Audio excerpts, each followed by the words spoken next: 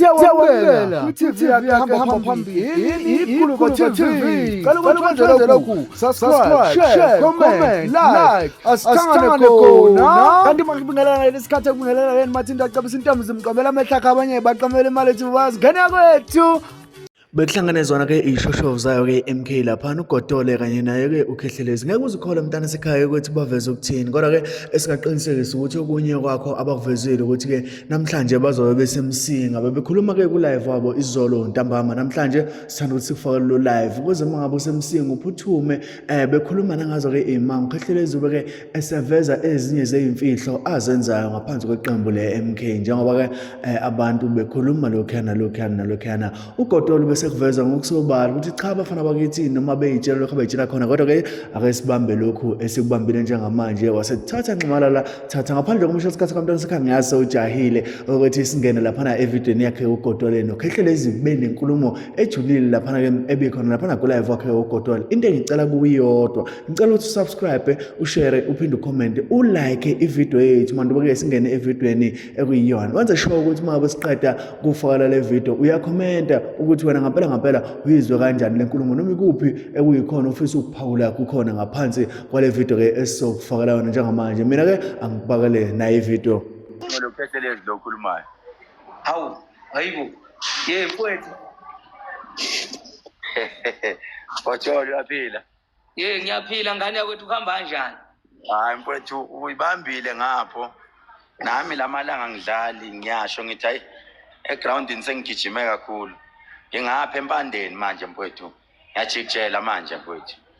Jikijela impela manje angisabayeki. Jikijela njengomkhonto mfowethu, uyabona nje manje ngilinde imoto ezongilanda nje silibangise emsinga.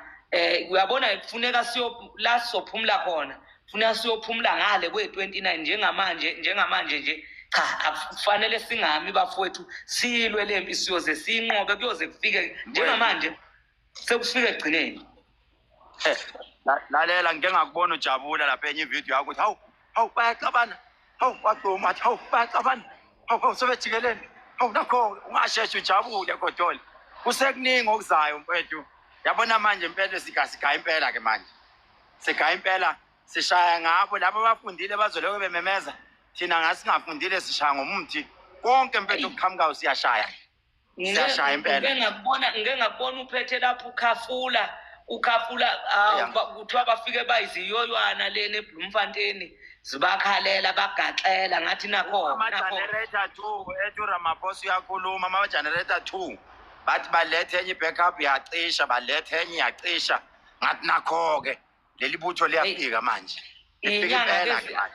Uyabona ke njengamanje umsholozi njobe sejonwe yinyanga akeze izibonakalise njoba kwenzeka njengamanje ukuthi ngempela kufanele abone uRamaphosa ukuthi labantu engangithi ngeCovid-19 abasebenzi sichitha imithi yabo sambe emakhoneni siyofuna imithi yenu ngoba sixinwa ngale mjovo ebona ukuthi bayasebenza ngempela.